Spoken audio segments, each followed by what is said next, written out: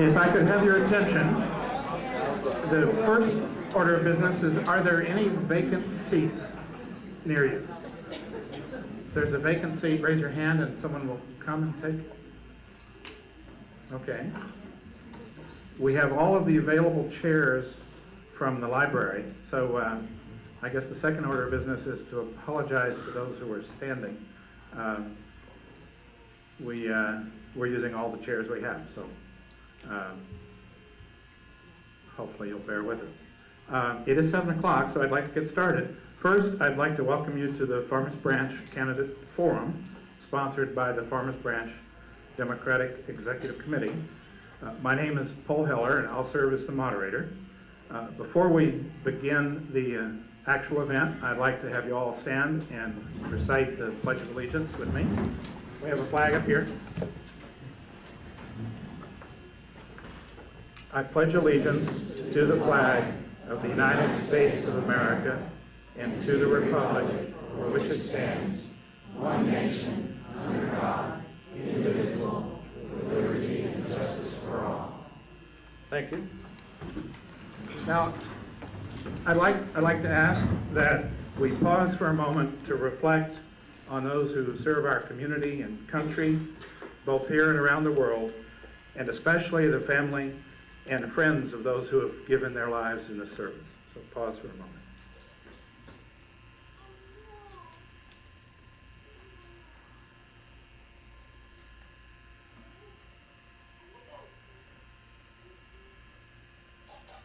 Thank you. We have the sound of new life evidenced in our audience. I'd like first to introduce the elected officials and candidates who might be in the audience. I know there are some. Tim Scott, identify yourself so we can. Tim Scott, who's on City Council.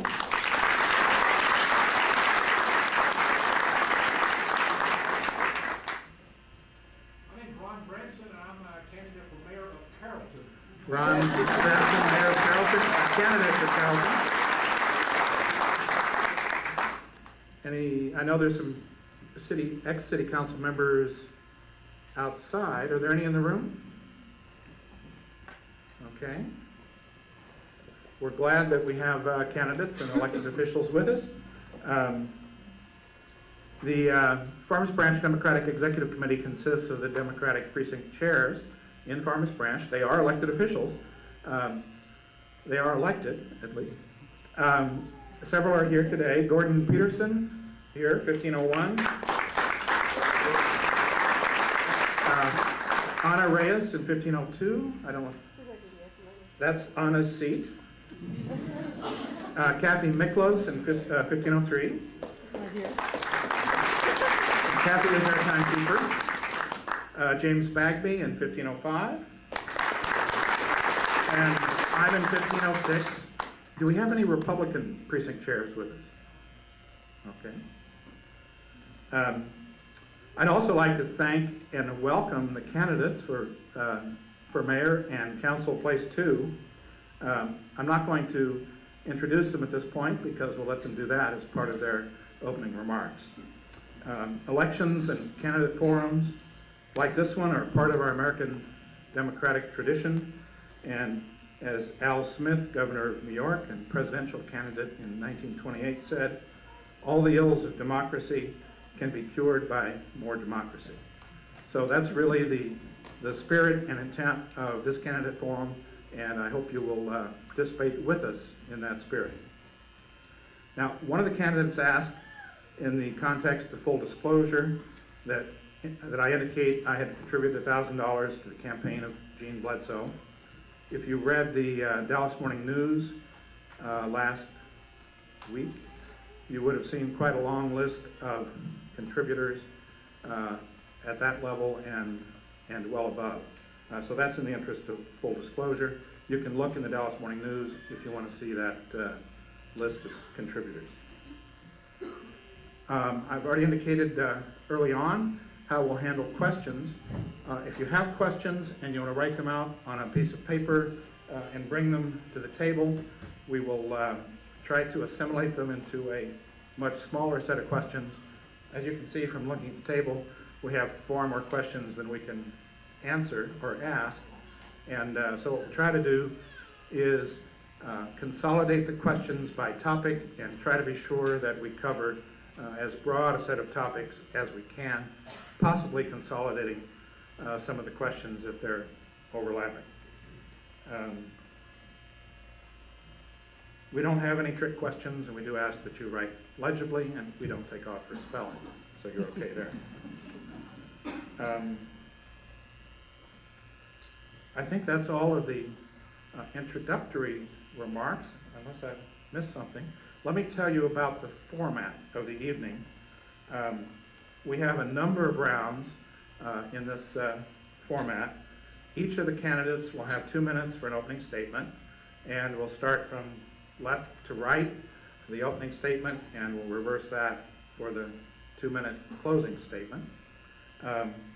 We then have 2 rounds of questions where we have 1 question addressed to each person on the same question to each person on the stage, whether they're running for mayor or place 2. Then we have a round of questions just for the 2 mayoral candidates. Then a question for everyone again. Then we have the opportunity for each of the mayoral candidates to ask a question of their opponent, and similarly for each of the 3 place 2 candidates to ask a question of one of their opponents. So it's a candidate on candidate question and answer. And then we'll have a question mayor asking each other, and this is way more than you want to know. We'll continue until about 8:10, and at that point, however many rounds of questions we will get to, we'll stop there, and then we'll move to the closing statements, and that should put us out of here by about 8:20. We will have some time before we have to vacate the building, so the candidates may well be available for one-on-one questions and answers. We have a timekeeper in the front who I introduced. She will hold up a yellow piece of paper. It looks a lot like this one, and that means 15 seconds left. And then a red piece of paper, looks a lot like this one, and that means time is up. And we would ask the candidates to kind of end with whatever sentence they're on when they see the red. I think that's it. Have I left anything out? Great. We'll start with a 2-minute opening statement, and we'll start from left to right. And they should introduce themselves. Well, good evening, everybody. I am Tim O'Hare. I'm a city councilman here in Farmers Branch. Most of you know that, and also the mayor pro tem. And I am running for mayor and would love to have your vote.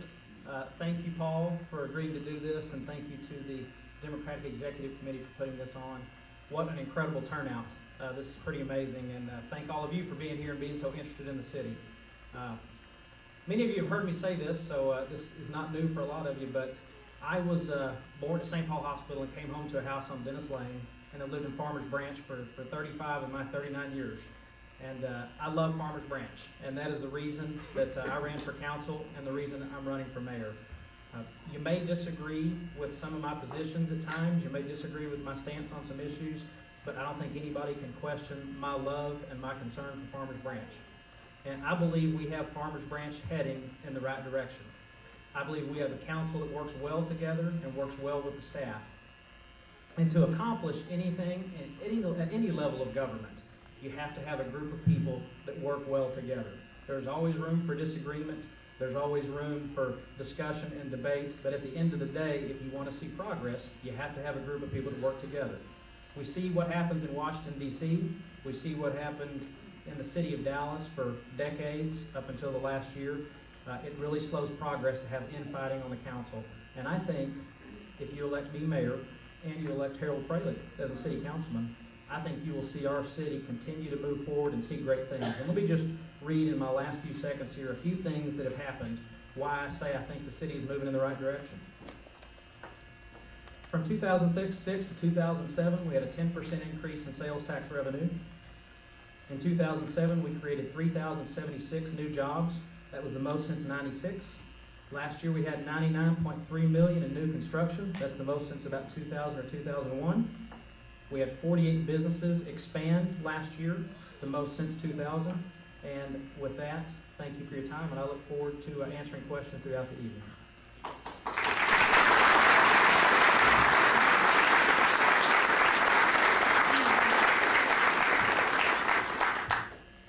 Let me suggest that we'll have applause after this opening round, and then as we move into the other rounds, we'll hold our applause till the end, and that'll allow us to get in probably a couple more rounds of questions.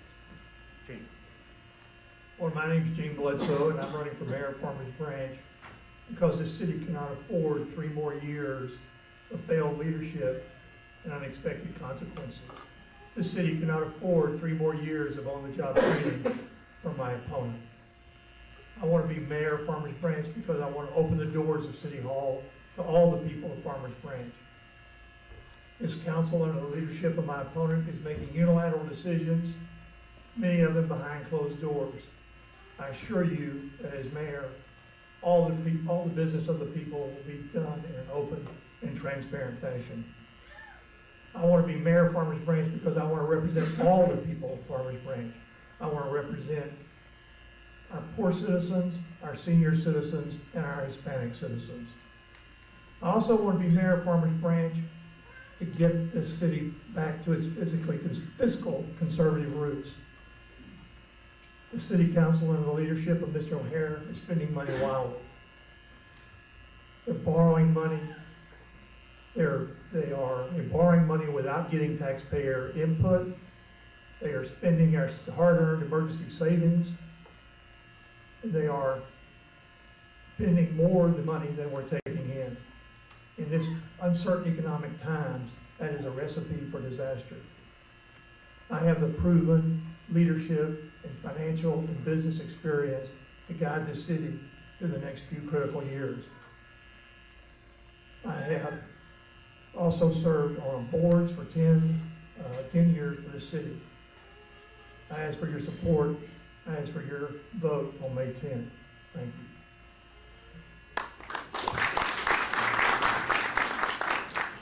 And the other race is for place 2 on city council. We have 3 of the 4 candidates here, unless Claudia Villarreal is in the audience. She had confirmed early on, but we had not heard from her recently. So we have 3 of the 4 contenders.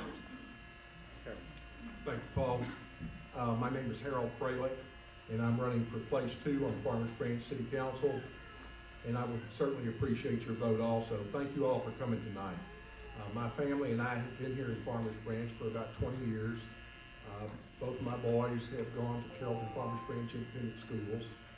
My wife is currently the registrar at R.L. Turner High School, and she's working on the tax test as we speak. I work at Northern Trust Bank. I'm a real estate asset manager there. I manage a large real estate portfolio. Properties are located in the state of Texas, New Mexico, Colorado, and Oklahoma. That's my background. I've been in and around financial services business for about 35 years. If you elect me councilman, I would continue most of the programs that I see our city council moving toward at this time. Our council last year sat down and set forth 29 goals. And you all know what a goal is. It's something we do in our time management. A goal is something we achieve to try to accomplish. I'd like to see our city taxes kept low. I'd like to see our police and fire department continue to provide the best protection in the Metroplex.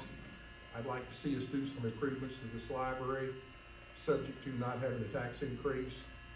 I believe that Farmers Branch has had great conservative leadership in the past, fiscally and in all areas, and I continue to move in that direction. I believe that what we should do at this point is continue to enhance our present and work toward a new and better Farmers Branch. Thank you.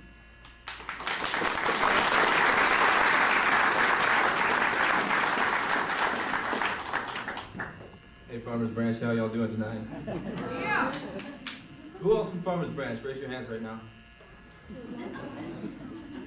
I see a couple lives back there, but hey, thanks for supporting me tonight. Raise your hand if you're going to vote in this next election coming up. Everyone should be raising their hands. Well, anyway, my name is Jay Jackson. Nice to meet you. This is probably the first you've seen of me. Hopefully it won't be the last.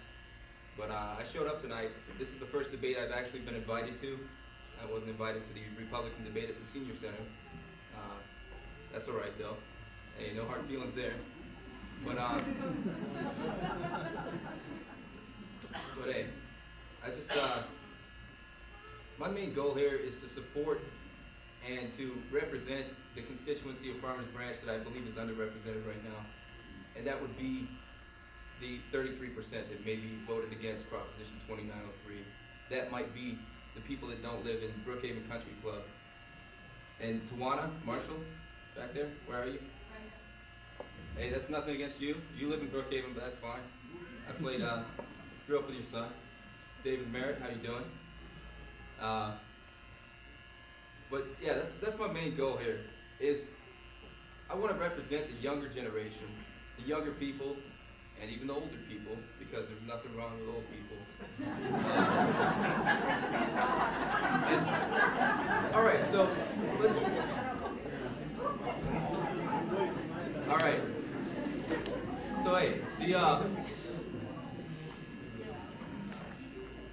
Mr. O'Hare said something about people working together. I think that's fine as long as they're represented geographically speaking. And that's what we need in Farmers Branch, is geographical representation for our constituents. And that's all I have to say. Thank you.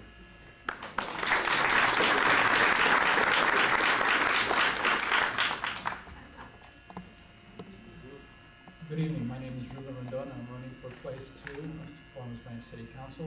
And as I sit here, I feel like I'm getting cobwebs because I'm so old. But that was great. I enjoyed that. There are really 3 reasons why I'm running for City Council. Very simple reasons. And you all know what they are. Number 1, transparency and accountability in city government. Number 2, fiscal responsibility. And number 3, representation for all citizens of Farmers Branch. Why? Number 1, I feel really strong as far as transparency and accountability is concerned, that our current city council has not been upfront with what they're doing. How do I know that? 2 lawsuits have been filed because of the Open Meetings Act. Whether it happened or not, there's a perception that that's happening, and we shouldn't have any doubt that our city council is ethical. Number 2, fiscal responsibility. Why do I bring that up? Well, the reason for that is 2903, the ordinance. I'm against illegal immigration, as we all are. But that is a federal issue, and there are other ways to do it. We, right now, are going to get a decision very soon on 2903. And it's going to cost us quite a bit of money.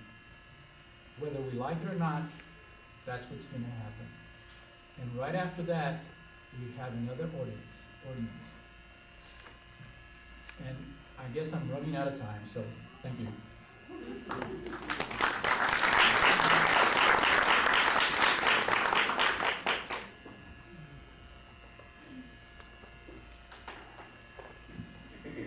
Thank you. Now this is a question for all 5 candidates, and rather than just continuously start left to right, why don't we start with Harold, move over in that direction, and then come back and with Tim and Jean. I'll try to be random, but you know, for me, sometimes that comes naturally.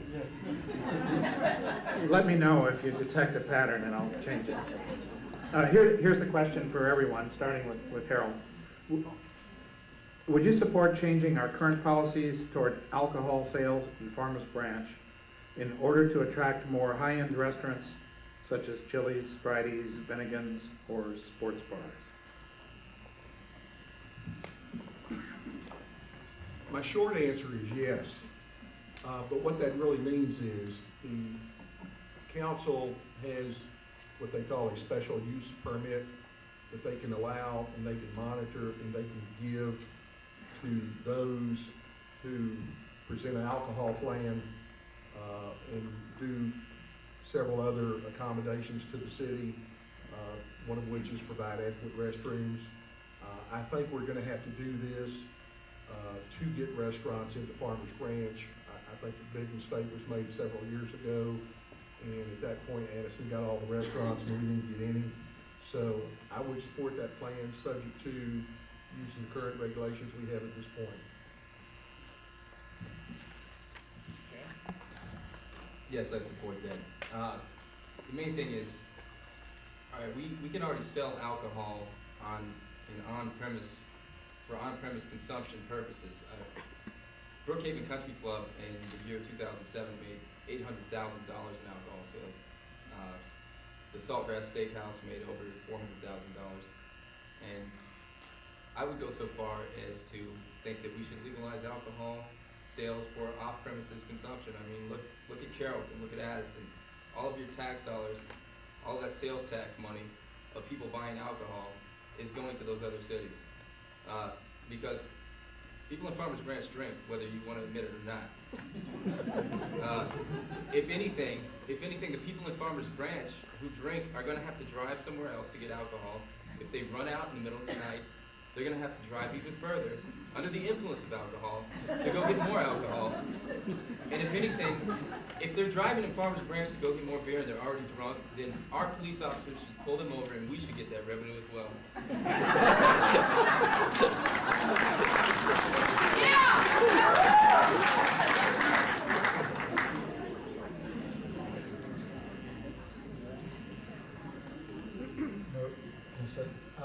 I support alcohol sales. We currently have a plan in place, and it always comes before P&Z before it goes to City Council. And we look at alcohol sales, and there has to be a certain ratio between the number of amount of food that they sell and the amount of alcohol that they also sell. And there has to be a certain ratio, and I support that. The only thing I would not support would be individual liquor stores. I don't support that. I would support, and I think it's very important, that if we have an anchor store in the Four Corners, that they sell alcohol just like they do in Carrollton and Addison and everywhere else. The only thing I'm not crazy about is having those individual liquor stores. I don't agree with that. Thank you. Thank you. Oh, Tim. Sure. If I ever start drinking, I think I might like to go with him. I don't, currently in Farmers Branch, we allow alcohol sales in restaurants, and I'm in favor of that. And with new restaurants that I think we'll see put in place along LBJ Freeway, where Brookhaven Business Park now stands, I would be in favor of that. I am not in favor of alcohol sales similar to what we see in Carrollton at the beer and wine stores. I don't think that will add quality to our city or quality to our development, so I would not support that.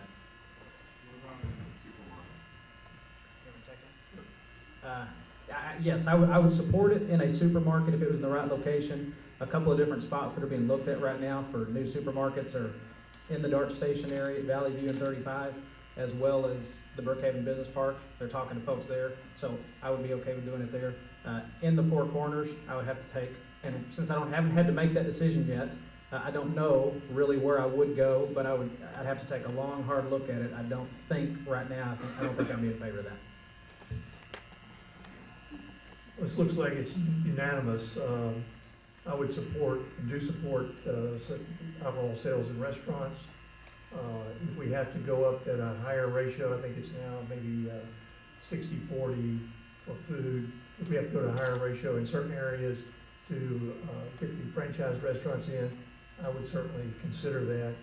I do support beer and wine sales in stores and grocery stores, but I do not want to have package stores, even beer and wine package stores in Farmers Branch. That concludes round one. Does everyone feel okay? All right, no knockouts. round two is the same format, and we'll start over on the right, our right, and move straight across to the left. Here's the question. Some feel the immigration ordinances, changes to various appointed boards and commissions, and other council actions have divided the city. How will you mend these divisions and reach out to underrepresented groups in the city? Well, I think the city is divided, whether you believe it or not, it is. And my first order of business when I'm elected, I will ask the mayor to appoint a blue ribbon task force with several representatives from all walks of life to come together and determine how we best can bring this city back to the way it was before all this ordinance stuff started. It is very important that we as a community are not the laughing stock of the nation. And if you don't believe me, that's fine. But if you go to airports and you tell people where you're from, the first thing that you get is, what the heck are you all doing? And I know there are people over here that are commenting. I would appreciate it if they were a little bit respectful, because I do have my opinion, and I think my opinion should be listened to. Thank you. All right. I think that our current stance, are we, Yeah, you're right. okay. Psych me out there. Good job. I think that our current stance on immigration is just simply a reiteration of the laws that are already in place, and that's what puzzles me. Why did we do this? Why did we have to reiterate the fact that illegal immigration is illegal? It already is illegal, and it seems, I mean, why would you do that? I mean, we already have police officers, but if somebody's arrested, and it happens that they're an illegal immigrant, they're dealt with properly. You don't need to come out as a town and say, look, we think illegal immigration should remain illegal. It seems pointless and it's divisive. It's divisive, and that's one of the main things that I have a problem with. What we need to focus on is switching from this at-large election process right now for our districts and represent everybody. The 33% that voted against Proposition 2903 and the 66% that voted for it. Everybody needs to be represented, because that's what taxation without representation is, and that's why the Revolutionary War was fought. Thank you. Read the question. Sure. Some feel the immigration ordinances, changes to various appointed boards and commissions, and other council actions have divided the city. How will you mend these divisions and reach out to underrepresented groups in the city? I had somebody ask me a very similar question several weeks ago. He asked it in a little bit different way, in that, what are you gonna do for our group, was more his question. And I told him, I said, when you elect me for place 2, I'm gonna represent every citizen in Farmers Branch equally. This is not a Hispanic issue, it's not a Czech issue, it's not a German issue, it's a Farmers Branch issue. And that's the way I'm gonna treat the issue, and that's the way I'm gonna reach out to people. Thank you.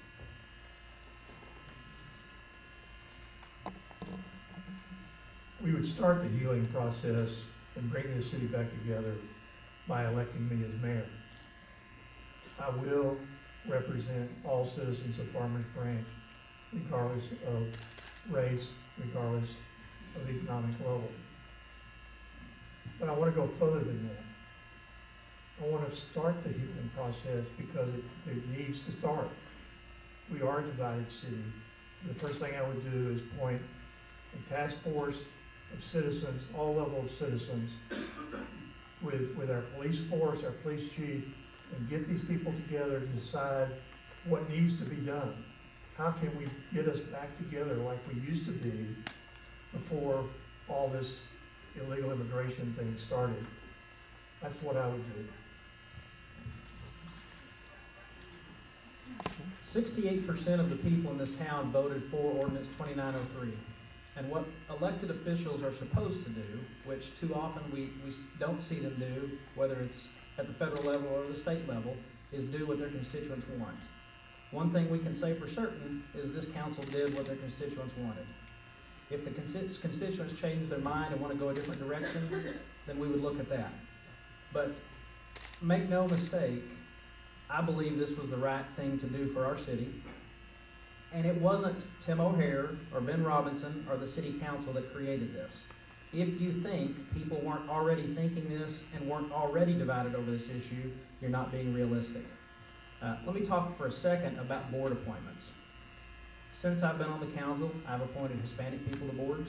Just last Tuesday night, I appointed, to my knowledge, the only African American on any board in the city of Farmers Branch, and I recruited him to be there.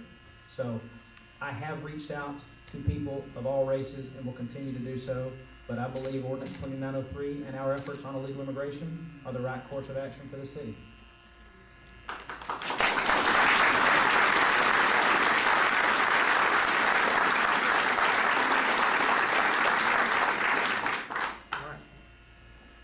Remember, try to hold applause till the final round. Here's a question in round whatever. This is a round 3.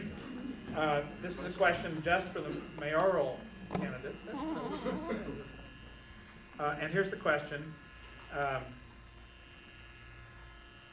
What single concern as our mayor would you discuss with Hillary or Barack or McCain that would impact Farmers Branch residents? Examples: NAFTA, healthcare, reducing friendship monies to other countries, education, and legal immigration. So what single concern as our mayor would you discuss with the 3 presidential contenders? Where do you want to start? Gene? Oh, this is just for the mayors. Right. The biggest thing that the new president can do for us in Farmers Branch is address the illegal immigration situation. I am adamantly opposed to illegal immigration, but it is a federal issue. Farmers Branch cannot afford to fight the legal battles of illegal immigration. The biggest thing that they can do is come together and the Congress and the president do what they're supposed to do and address the issues that are costing our city money, costing our county money, and costing our nation money. Well, that is also what I would talk to whoever the new president is about, but I want to put a little different perspective on it for you. Our legal fees, when you compare it to the general fund budget, are less than 1% when it comes to dealing with illegal immigration. If you count the entire city budget, the $92 million, it's less than 0.5%. Now, here are some real costs that our city has to pay for because of illegal immigration. Take the schools, for example. And I talked to Angela Shelley, who's the Public Relations Director for CFB-ISD today. There are 26,048 students in the Carrollton Farmers Branch ISD. 17% of those students cannot produce a birth certificate.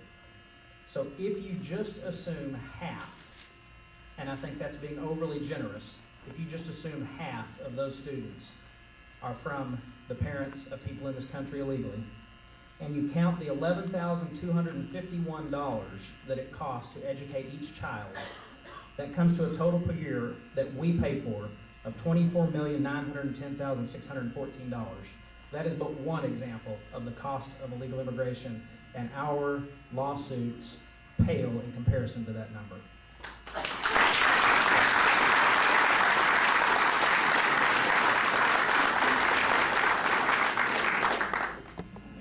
I thought you were on the city council, not the school board. I didn't realize that you voted on the school board budget. I didn't realize that that was a cost that you had to deal with. It is a cost we have to pay.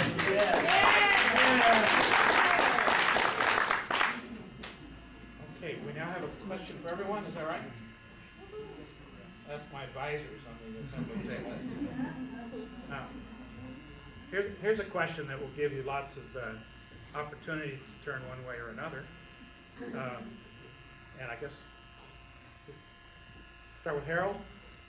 And then, let's start with Jay. Yeah. Sitting in the middle. Jay moving to the right, and then Harold, and then Tim and Jean. Let me know if I'm not being random here. It relates to code enforcement, and it's a pretty generic, you may want to strengthen the question to make it more illustrative. Do you think the city should have strong code enforcement? Do you think the city should have strong code enforcement? Let me have a show of hands here. See, I think that's one of the problems here, is we don't always vote for what we think is the best choice. We vote for the lesser of the evils. And it's the whole reason why I'm here, is because, not because I'm the lesser of the evils. Don't talk to my friends or my mom or my dad. They'll find out that I probably do have a little bit of evil in me. But I think when it comes to code enforcement, we have to look at every case specifically. I mean, are you going to get on some old lady because her grass isn't mowed? What if she doesn't have any money? I mean, are you just going to throw away the whole compassion and caring that comes with being a community? You have to look at everything from case to case to case. And that's the most important thing. I mean, if someone has paint peeling off the side of their house, well, here, this ties right into the illegal immigration issue. Most of the time, the people that are mowing those lawns and fixing those houses are actually illegal immigrants. So how hypocritical are you going to be when it comes to code enforcement? Oh, well, hey, roger that. Give yourselves a round of applause in that case.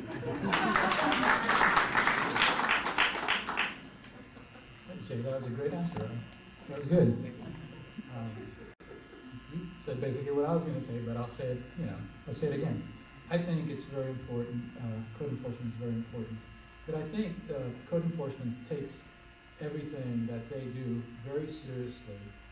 However, we have programs and we have a lot of volunteers in the city that if we have places or citizens, senior citizens that need help with their lawns or they need help with painting their houses, why can't we help? We have volunteer organizations all over the city that would be willing to take that. Mr. Bledsoe and I spent one of our Saturdays doing that.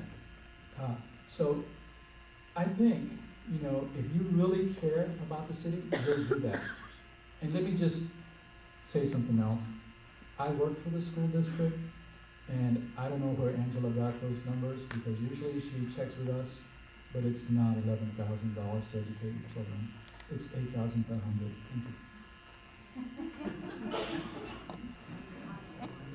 Did everyone? Oh, okay. No. Is it Harold? No. Harold. Yes.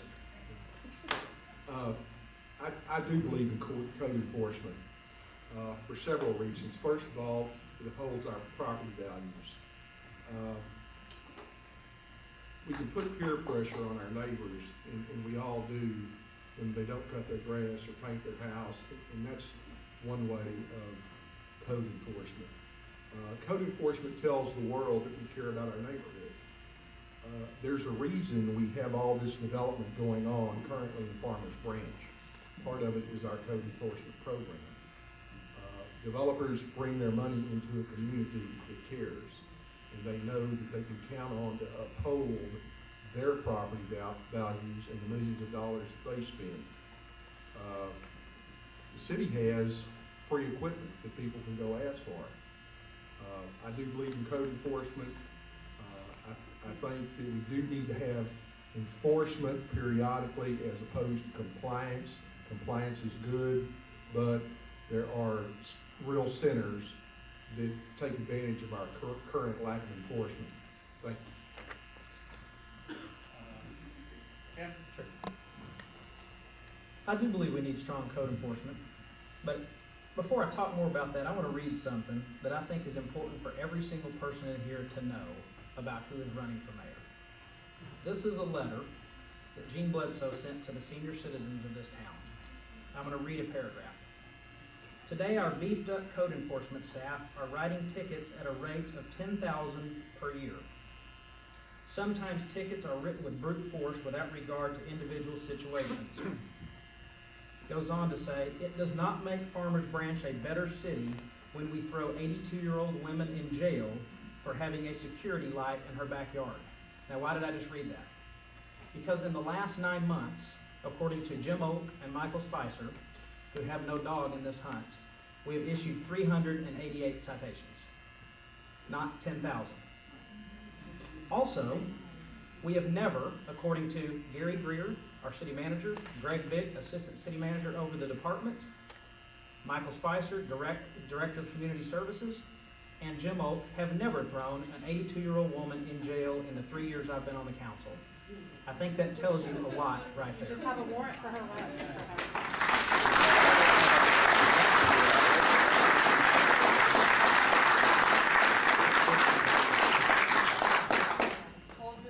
I got my number. Let me answer the question. I do believe in strong code enforcement. I talked with Mr. Oak about how the codes were enforced and asked him what he thought were best to be done. He told me that they were writing 10,000 tickets, or at a rate of 10,000 tickets a year. And so that's his number. If he's backing off that number, it is not the tickets that you get written, it is the fine, it's not the fines, it is the warnings that you get. Those are mostly taken care of. What he wants, and is what I want, is strict code enforcement, but with a heart. It doesn't do any good to give somebody a ticket if they can't repair their driveway. What we want to do is get the driveway repaired. That's what makes sense. That's exactly what this is saying. It is, let's get the job done. Let's get the repairs made. Let's bring the resources together. If the city has to put a little money in, let's do that. Let's get the volunteers together, and let's get the problem solved, because we do want strict code enforcement in the city. Okay, thank you. I think we have finished that round. Everyone is still standing, or still sitting. That's a good sign. Now we have round 6A, I think is what we called it. And this is where the two mayoral candidates have the chance to ask each other a question. And it's a 30-second question and a minute to respond. And we're going to have another round just like this, so whoever goes first this time can go second. Thank you. You want to ask first, Gene? Sure. This is the legal bills for the last 6 months, or the first 6 months of this year, and now total about $800,000 for the immigration issues. Mr. O'Hare, you have repeatedly misled the people in Farmers Branch about the cost of these lawsuits. You have said that 2903 would be constitutional. It certainly will not. You have said that our insurance would pay for those legal fees. They have not paid a dime. You have said that we'd fight 2903 all the way to the Supreme Court. We have not. This council has asked Judge Lindsay to rule because we have a third, even better, ordinance to take its place. My question is this: when 2903 is declared unconstitutional, Farmers Branch will have to pay an additional $1 to $4 million in plaintiff legal fees. Where are the taxpayers of Farmers Branch going to get this money? Well, there were a number of falsehoods and false premises in that question, but I'll start with this. From the day we started doing anything regarding illegal immigration, we told everyone this will be a long, drawn-out process. We told people this would be appealed. We told people that this would take time and this would take money, but we thought it was worth it. A federal district court judge has temporarily blocked Ordinance 2903. If you're asking me to predict what he'll do when he makes a final decision, I predict that he's going to say it's unconstitutional. Then we have the opportunity to appeal that ordinance to the Fifth Circuit Court of Appeals, where we believe it will prevail. The last 3 federal court decisions dealing with local or state enforcement of illegal immigration-related matters have been upheld. That includes the state of Arizona, it includes the state of Oklahoma, and it includes a little town called Valley Park, Missouri. And Valley Park, Missouri's lawyer, who worked on their ordinance from start to finish, is one of our lawyers. Mr. Bledsoe is not in any of the meetings with our lawyers. He does not know what they're telling us. He does not give us any advice. And obviously, he's not a lawyer. He shouldn't make comments on what is going to be constitutional or not constitutional when he has no way of knowing. Our lawyers tell us it's going to prevail, and we believe them.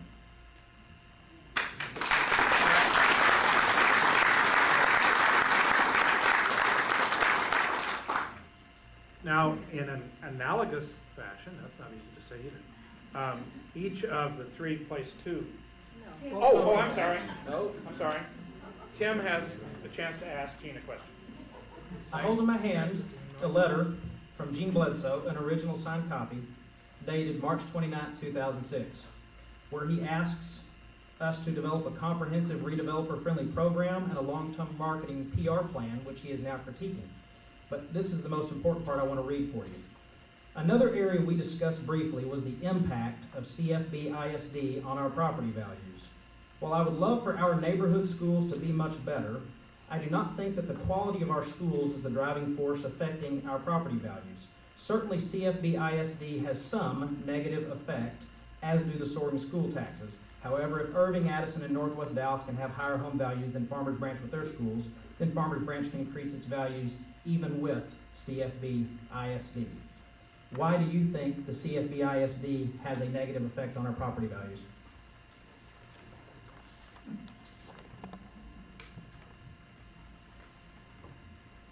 I think that all schools have some effect on the property values. But what year, how long ago was that? March 29th, 2006. One of the nice things about Carrollton Farmers Branch is how incredible the schools have improved. I think that they do have a problem, but we have really good schools in Carrollton Farmers Branch. We have better schools in Carrollton Farmers Branch by ratings than Plano, than Richardson does. We have as good as schools as Plano has. We have good schools. They have doing a good job of teaching our kids. We should talk about the good schools that we have, because as public figures, you tend to run down the schools, and which runs down the property values even worse. Thank you. That's round 6. If your kids do bad, that means your kids are retarded. Yeah, that's round 6A. And now round 6B is for the place 2 candidates. Each one gets to ask their choice of the other two a question. And we'll start with Harold. You want to go first? And tell us who you're asking. Mr. Rendon. Surprise. Mr. Rendon, what are your plans, if any, to address the illegal immigration issue in Farmers Branch? Well, I think I've been very clear about illegal immigration. I'm against illegal immigration. Again, I reiterate that that is a federal issue. Until someone can prove that we can afford millions of dollars in lawsuits, I don't think the citizens need to be paying them. I think my taxes are high enough as they are. And I know there's been some comment that we haven't raised taxes in the last 3 years. But we haven't raised taxes in a long time. And in fact, I remember when we used to get money back from the city. Surprise, surprise. Why don't we get money back from the city? We say we have an $8 million surplus. We don't have an $8 million surplus. We started with 13 million, and now we're down to 8. That's not a surplus. I know I get criticized for saying that we have deficits. Well, from 13 million to 8 million, that's a loss, folks. And if you're happy with it, then vote for my opponent. If you want to do something about it, vote for me. Jay, you get to ask your choice of your two opponents a question. All right. Actually, I'd like to ask both of them what their opinions are on sign pollution. Pick one. Go ahead, pick one. I was just kidding, actually.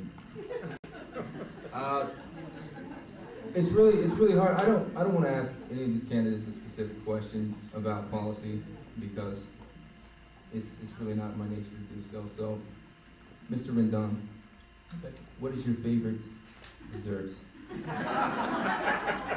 Well, I'm glad you asked that one. Don't waste your time. I'm glad you asked that because I think it's important for you to know about me. My favorite dessert is lemon meringue pie. Thank you. Great. I mean, we did set up the rules, and you can ask the question you want. Okay, my turn. Or now it's My turn. Reuben's to ask his choice of the other two. Well, I'm sorry, Jay, but I'm gonna ask Mr. Fairley. Oh, that's fine.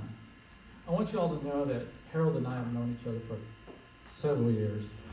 So, you know, we may banter back and forth, but, you know, we've known each other, and so we're friends, so that's not an issue. But I want to ask Harold this question. Now, on your website, you wrote, I consider that my traditional family background is truly representative of many of our citizens and their lifestyle. It says 40% of our citizens are Hispanic. This begs the question, okay? Since you're running at large, what are you going to do to bring about the community, the Hispanic community and the Anglo community together?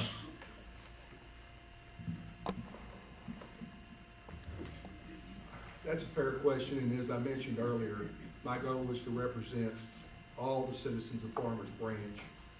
Most of you probably know there are several Hispanics and at least one black person on in our support group. With regard to my website, I think my values, my mores, my beliefs do represent many of you sitting out there tonight and many of the citizens of Farmers Branch. Farmers Branch is traditionally a Christian community. They're a law-abiding community, and quite frankly, I don't think Farmers Branch needs to wait on Washington, D.C. We've been waiting on Washington, D.C. for an energy crisis, for Social Security, to solve that problem. We don't need to wait on them to decide what to do on the immigration issue. So, you know, I stand by my statement, and I intend to represent all the citizens equally in Farmers Branch.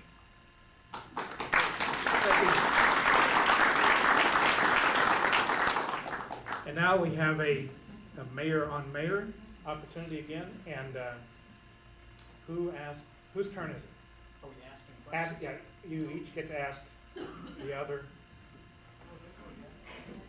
Oh. Thank you. My advisors have corrected me. This is a question for me, for the two mayoral candidates. Is that right? Thank you, James. And this is very pertinent, particularly to those who are standing around the edges of the room. What is your plan for enlarging or building a new library?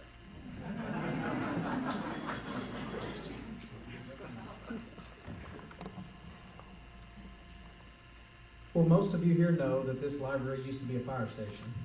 And one of the things that I have heard over and over during the time I've been on the city council is complaints about noise. And a library is a really large expenditure. It costs far more than an animal shelter, far more than a renovation of the pool. On my website, what I say I'd like to see happen with this library is a major renovation of it or the building of a brand new library. That is not going to happen in this next budget year, but we can begin planning for it.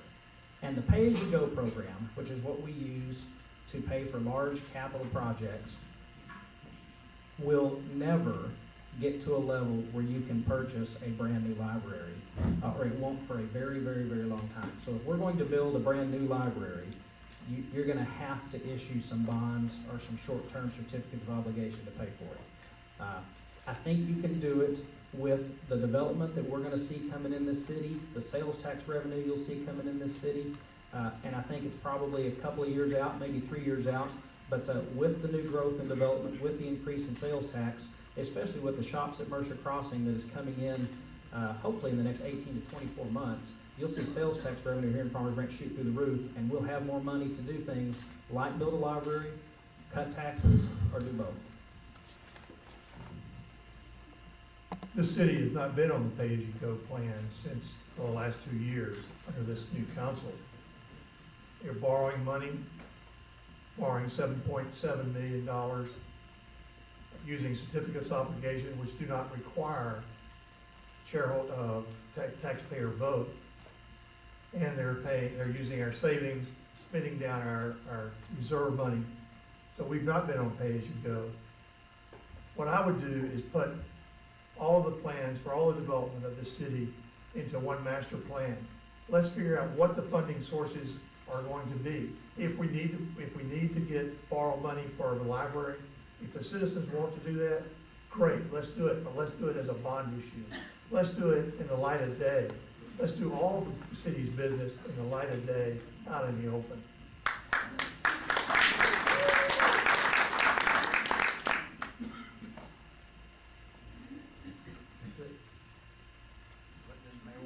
That was, yeah, is that the end of round 16? Okay, question for everybody. Tell you what, we'll have some audience participation here. There are more topics than we can cover.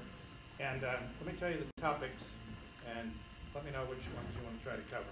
You can't raise your hand yet, I haven't given you a chance. This one is on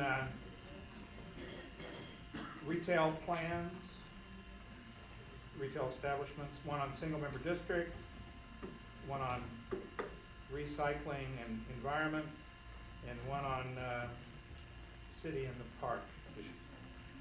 Those are the four. What's your preference? City in the park? Recycling? Retail. Single member district. City of Okay. Park. All right, we got recycling and retail, I think. This is for everyone. I should read these questions before I start talking.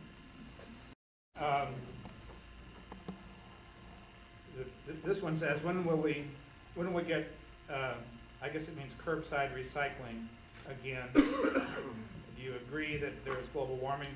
What can Farmers Branch do to be environmentally friendly? I think the Farmers Branch aspect of this, curbside recycling, and what can we do to be environmentally friendly? In my spirit of randomness, who's up? Gene? Okay. One of the issues that I feel personally very strong about is curbside recycling. I regretted when we stopped having curbside recycling. I understand that it's an investment that the city made. We were not making money on it. But I believe that if we promote it and we educate our citizens, we can at least make curbside recycling a break-even proposition. I would support strongly curbside recycling if it is not a burden, if we can do it so that there is so it doesn't cost the city money. I believe very strongly that we need to get involved in all the green activities. We need to look at least providing incentives for builders that build green. These are the kinds of things that promote our city, give us a good reputation and not the reputation that we currently enjoy.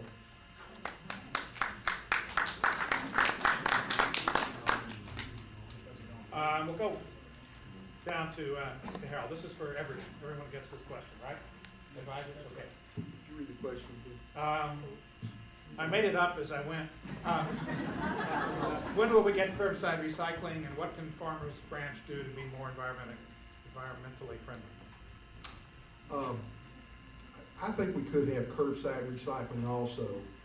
However, curbside recycling has a lot to do with the cost of paper, the cost of aluminum, and if we have to pick it up and we can't sell it, or the market price of that product makes us spend more money, then maybe the residents need to do their own recycling and have to take it down to the city someplace where they can deposit it and just give the city the money for them doing the recycling. I think that would be smart, because it may not be cost effective for the city to pick it up and then try to sell it. It may just cost us too much money. Green building, I would agree with that. In the future, we need to look at architecture that involves the temperature and also the landscaping. Native landscaping, I think we should use. Anything we can do to help the environment that is cost effective, I would be in favor of. Thank you. Okay. Well, it all comes down to democracy. I mean, I know there's probably quite a few people in Farmers Branch that think that recycling, I mean, it can help the environment, but I'm sure a lot of you, pardon my language, would think it would be a pain in the ass. And when I was a Marine station at 29 Palms, California, it was a pain in the hindquarters. We had like 5 different recycling bins. We had to throw different types of plastic in one, paper in the other, glass in the other, and I think it should be put to a vote. On recyclable paper, the ballot should be at least printed on recyclable paper. But I think the constituency should decide whether or not they want recycling, curbside recycling. Thank you. My response is, I think, going to be different, and it might surprise you. I think the United States is a great country, but I think we don't do enough for the environment. I've traveled, been lucky. I've traveled to Europe, and I've been to several countries, and it is amazing to me the commitment they have to recycling. If they can do it, why can't we? So, we talk about illegal immigration, hey, then let's start with recycling here in the United States and here in Farmers Branch. Let's take the lead. Thank you. Not a lot of people know this, but the city received an award recently for reducing energy consumption, and I think it was 5% over a 5-year period. So the city is actually doing some things regarding the green movement, as we'll call it. We also offer recycling bins, and it's something, and I know it's small, but it's a step in the right direction, I think. We recycle Christmas trees and provide mulch to people with from the Christmas tree choppings. I think, and this may surprise some of you, I think we don't do enough to take care of our planet.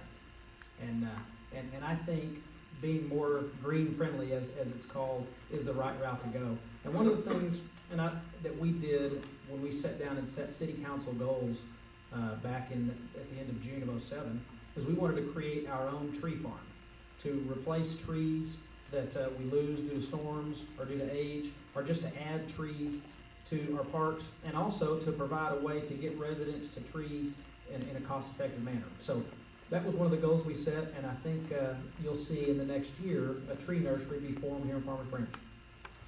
Okay, that completes round something.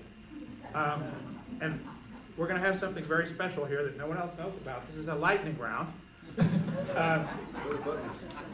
And I'm going to make up the question, and we'll make it a yes/no answer. So we ought to be able to do it quickly. It relates to single-member district. A couple questions say single-member districts would be effective at bringing in diverse citizen groups. What is your position regarding single-member districts for Farmers Branch? Let's start at Ruben and go across this one. Okay. The idea of a single-member district is you have a geographic area which elects someone from that area to serve on a designated place in city council. That's what I think. Okay, thank you. Well, I think, as you all are aware, I've lived in Farmers Branch for 36 years. In all those 36 years, I know that's not a long time, but it is for me. I've never had a representative on the city council and mayor from my area. They always seem to come from the same area. But even with that, you know, I'm very torn about single-member districts. So what I would suggest is that we do both, that we have people run at large and also have some single-member districts, because we need all citizens represented, not just one area. Thank you. Slow-moving lightning. Go ahead, Jane. Yes.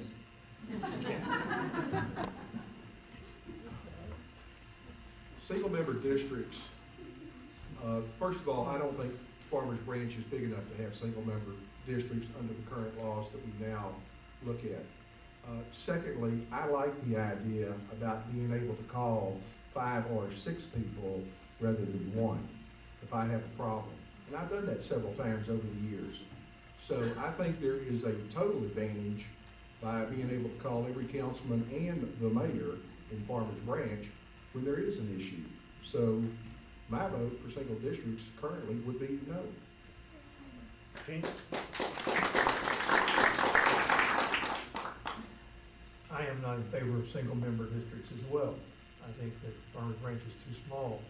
What I would like to see us do is to elect Ruben as city council, and that would end any discussion of single-member districts. Jim? I am not in favor of single-member districts. I think it would be a disaster for our city. It would slow progress. it would create infighting amongst the council if you could elect. My view is, you get the people that are best suited to run the city get elected. And I think the people that will get elected this time are the ones best suited to run the city. And if a majority of the people think they're the best ones, that's who should go in, not narrow it down into little bitty sections and little bitty parts of town. I don't think that would be good for our city. Thank you. That was our lightning round. And I think this is going to be the last round we have for questions before closing. So you can all breathe a sigh of relief and know that the end is in sight. But before I get to this question, let me say what I know about election, like the voting process. Election day is May 10th. That's a Saturday. And early voting is, who knows this off? Starts Monday and runs through May 6th, which is a Tuesday, I believe. The hours vary. I think the first 5 days is like 7 a.m. to 5 p.m. And it's a little complicated. Every day, including Saturday and Sunday, you can vote early. And my understanding is that you could vote at any of the locations that have early voting in Dallas County. And one that's particularly convenient for us is City Hall, Farmers Branch City Hall. So regardless of where you live, for early voting, you can go to City Hall and vote early. Or if you happen to work or travel to one of the other locations in Dallas County, you can also vote early there. Take your voter's card and utility bill or whatever you need to vote. Election day is a little more complicated. There are probably going to be 7 different locations for voting on election day, Saturday, May 10th. And believe it or not, they haven't all been determined yet. So having worked at the polls and people come in and say, I've voted here every year, what do you mean I can't vote here? Well, they move around. And so be prepared on election day to perhaps the day before, if that's when you're going to vote, call City Hall and find out for sure where your precinct votes. Many of them will be at familiar places, but not all, and that may avoid a surprise on election day. Will it be on the website for Farmers Branch? I don't know.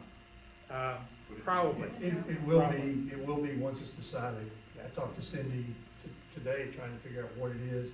Once it's decided, they'll put it up. They're not going to put it up until they know for sure. Yeah. It's odd that it isn't determined until, hasn't been determined yet, but that's the way it is. The final question for everyone relates to retail, and this is really combining a couple of questions, but it relates specifically to plans for retail on the east side of Farmers Branch, and specifically a new grocery store. So what can or will you do to encourage new retail and a grocery store, particularly on the east side? I don't understand that. I need to. Well, people, what will you do to get a new grocery store in Farmers Branch? What are the plans to get more retail, small stores, etc., to provide goods for residents on the east side? How do we develop retail on the east side, and particularly including grocery? I think that's the question. Who feels random? I do. Jay. Well, the main way to attract a grocery store is, hey, 2 words, sell alcohol. You know something? I don't really care if you don't drink alcohol yourself, but I should have the right to do it, and I should have the right to buy it in my own city. And that's really all I feel about that. And if you think for 1 second that crime is going to increase because we sell alcohol in our city, then shame on you. Shame on you for letting crime happen in your city just because people are going around with some alcohol in their system. You know something? You should either get up off your butt and call the police, or you should stop them yourself, okay? Because that's called vigilance. Thank you. Ruben? Promoting retail, grocery on the east side. Yeah, I understand the question. I just don't understand the east side. I've never thought of Farmers Branch as being on the east side. I'm going to take a liberty here and think that the east side is a Four Corners area. If I'm wrong, then I'm wrong. But that's where I'm going. I'm sorry? East of 35. I think it was meant, not the Mercer Crossing, but where people live now. That's- Well, I'm gonna say it's the Four Corners area, because I think that's what needs to be developed. What would I do? Well, I think the Four Corners area is what needs to be developed in our city. It's long overdue. I've been here 36 years, and it looks almost the same. There used to be a gas station where the bank is. You know, there was a Safeway, and, you know, there's been some grocery stores. But what we need to do is we need to have an anchor tenant in the Four Corners area. And the way we're gonna do that is we're going to have some incentive for developers to come in and rebuild the Four Corners. If we don't do that, if we don't have some type of TIF or some abatements or some incentives for developers, they're not gonna come to the Four Corners area. And that, I think, is the number one challenge for this city council. How are we gonna do that? What are we gonna do? Do you all want it? I say yes. The people that I talk to say yes. But again, this is a citizen's decision. If you all feel we need to develop the Four Corners area, then let us know, and we'll do it. Thank you. We'll wrap around to Tim. I would say a grocery store is probably, during all the meet and greets I've done, where we go have candidate parties in people's neighborhoods, it's probably one of the top three things we hear over and over and over. And there's 2 or 3 things in the works right now that may actually see a nice quality grocery store show up shortly. In the Dark Station area, I think we'll get a master plan delivered to us within 30 to 60 days. I say us, I hope it's us. I hope I'm part of us. And we will be able to vote on a plan that will include the possibility of a major grocery store tenant in the Dark Station area near Valley View and 35. Also, Brookhaven Business Park, which was purchased recently and scheduled to be demolished. And Brookhaven Business Park, for those who don't know, is the white 2-story office buildings and the land in between Josie and Webb Chapel on the OBJ Service Road. Negotiations are underway to bring in a number of tenants there, and grocery stores are in contact with the developer. I flew up to Lubbock. Wow, 15 seconds to squeeze that in. I flew up to Lubbock several months ago, brought the city manager and assistant city manager with me. We met with a developer by the name of Delbert McDougal, who's done some incredible turnaround projects in Lubbock and is now doing them in Irving.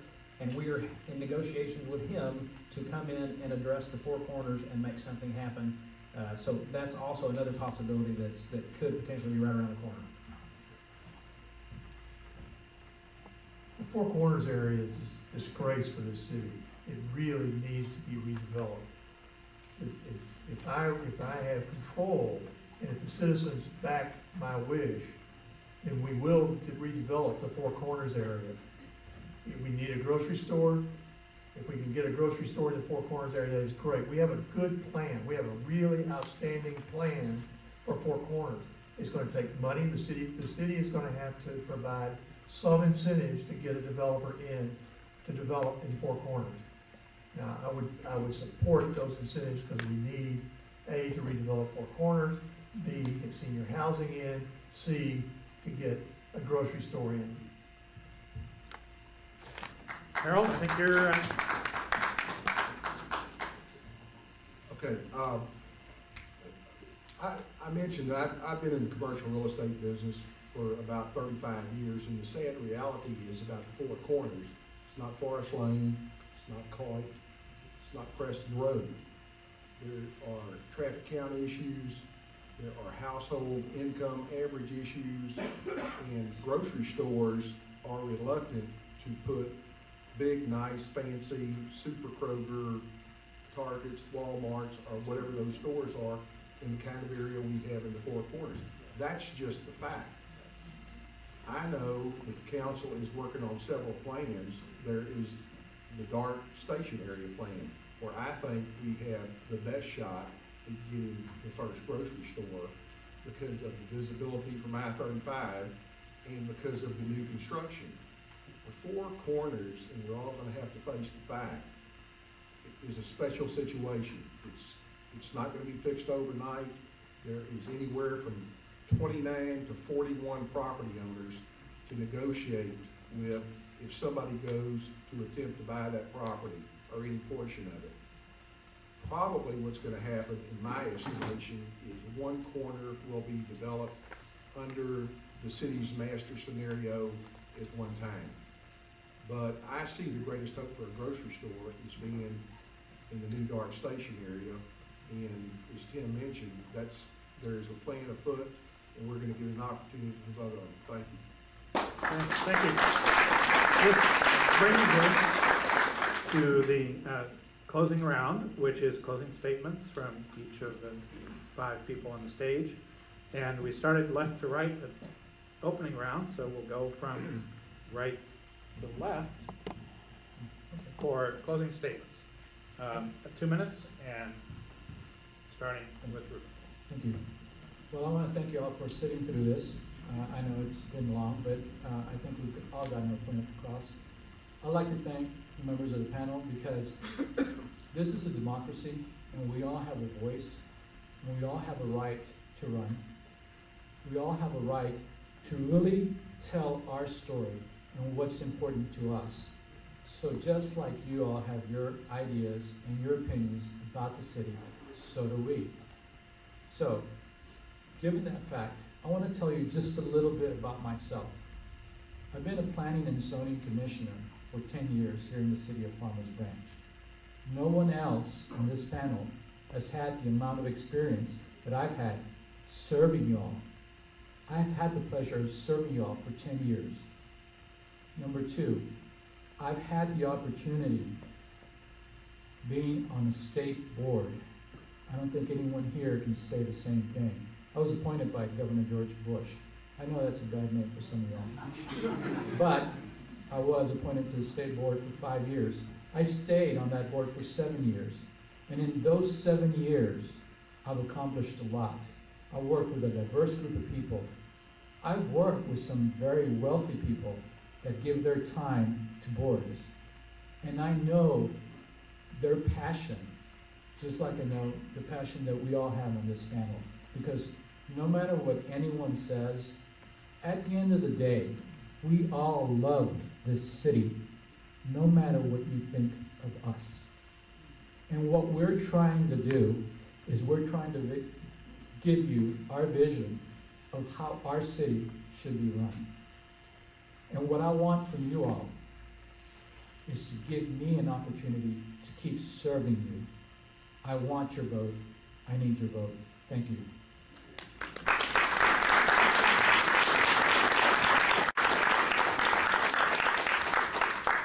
Not bad, not bad. That was a pretty good answer right there.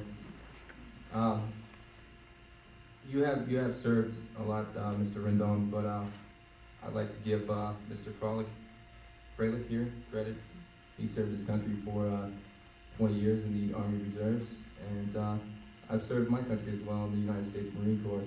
So have I. I just don't announce it. Oh, what? Okay, so you can go ahead and announce it. Well, I was in the U.S. Army. All right, well, very good.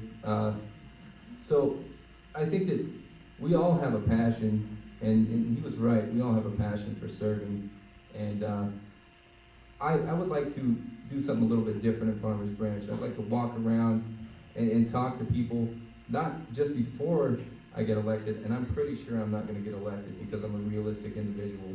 But if I do get elected, I will walk around periodically and see what you guys think from time to time, because I think it's important. And if you believe in what I have to say right now, I encourage you to spread the word.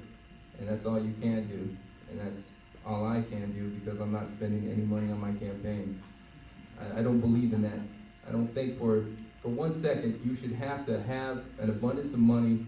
You shouldn't have to have a bunch of political signs and put little pamphlets in people's doors just to get the word out, especially in Farmers Branch. Maybe on a big level like the country or the state or the county, but this is Farmers Branch. This is us. It's me and you. So hey, go out there today. I urge you. Tell people about Jay Jackson. What's that, sir? With the what are you mouthing over there, sir? With the white beater on? Go ahead. Oh, okay. Oh, all right. Use correct grammar from now on then. Thank you, Jane.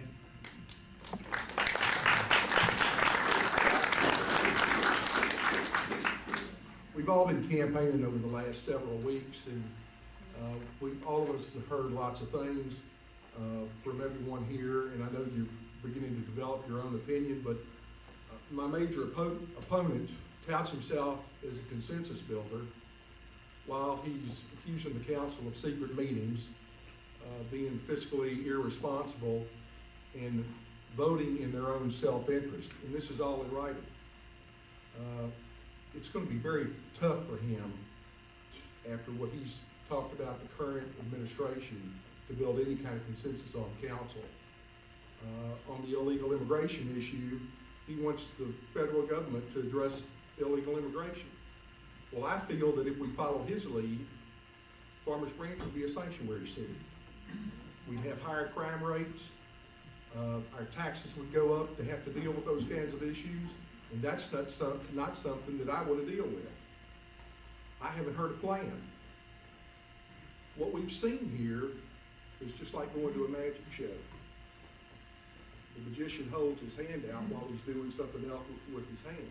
These people have come to us criticizing the council, criticizing the administration, talking about secret meetings, voting for self-interest, when what their real agenda is the agenda that they supported last spring and they lost. This is the same song, second verse. I'm going to change all that when you vote for me for city council. Thank you.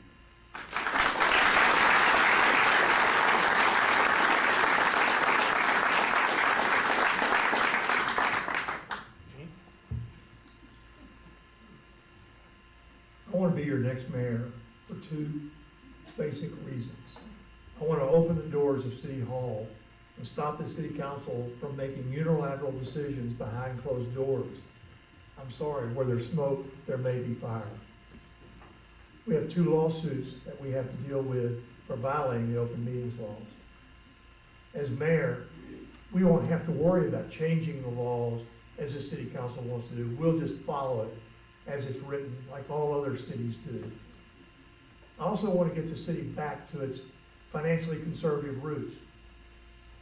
We should be good stewards of the taxpayers' money. You should tell us how to spend your money, then we'll spend your money.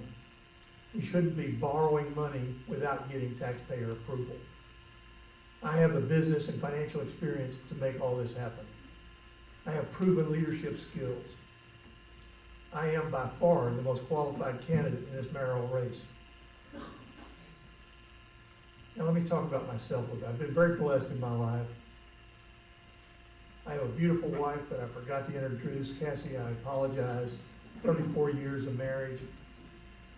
I've been a successful businessman. I've got to do some things that most people don't get to do in their life. I've learned about teamwork and leadership from Darrell Royal as an All-American at the University of Texas. I got to play football with the New York Jets and with Joe Namath. I am a very blessed man. I don't need more accolades and more headlines in my life. I want to be mayor of Farmers Branch because Farmers Branch deserves the best mayor it can get, and I am that person. I ask for your vote, I ask for your support, and I ask for your prayers.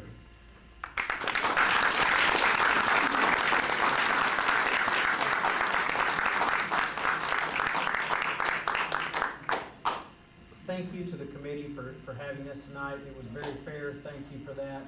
Thank you, Paul, for agreeing to host. And I'd like to thank each one of these candidates, although we disagree on a number of issues, and there's so many falsehoods out there that I'd like to address, but I don't have an hour and a half to do it. But I do want to say I appreciate their courage for running, because it does take courage, and it takes a lot of hard work, and I admire that in each one of you. I'd like to be the mayor of Farmers Branch because I think I can serve this city better than anyone else. I love this city. I've lived here almost my entire life, and the amount of money, energy and time I have put into the city council over the last 3 years, I would tell you is probably unparalleled.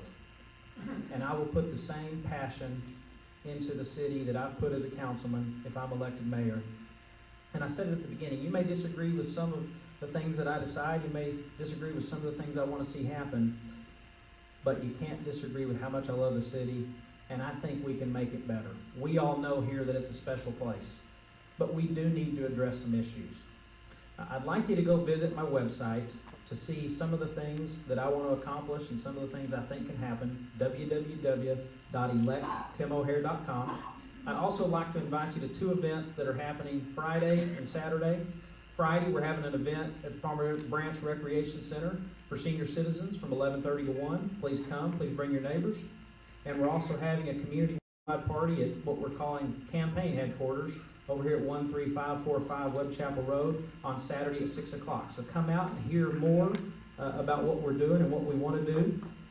But if you elect me as mayor, here are the things that I will stand for. I will work hard to bring in new retail and restaurants into the city. I will work hard to continue with our redevelopment and revitalization efforts. I will work hard to continue the fight against illegal immigration and the effects it has in our city. And I will support the demolition of aging and crime-ridden apartment complexes in the city. I want your vote. Please come out and vote for me. Thank you for your time and for coming tonight.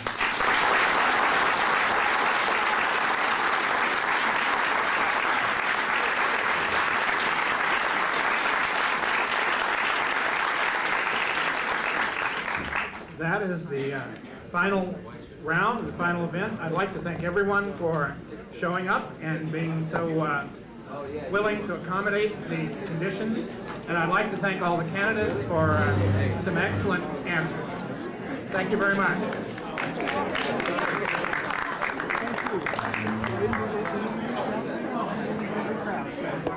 Thank you all for coming.